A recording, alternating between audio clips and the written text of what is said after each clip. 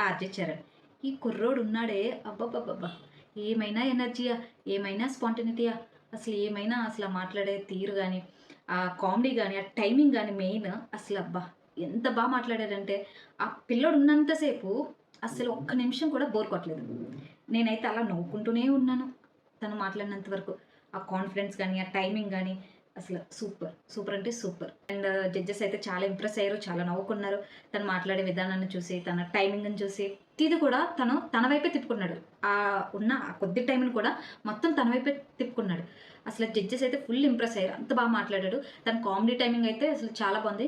ఈ కుర్రోడు 'big boss 10'లోకెళ్తే ఖచ్చితంగా మంచి నేమ్ అయితే తెచ్చుకుంటాడని నేను అనుకుంటున్నాను. ఏదైనా కొద్ది ఎమోషనల్ సిట్యుయేషన్స్ వచ్చినప్పుడు ఎలా బర్స్ట్ అవుతాడో తెలీదు కానీ, ప్రస్తుతానికైతే తన టైమింగ్ అయితే సూపర్ ఉంది.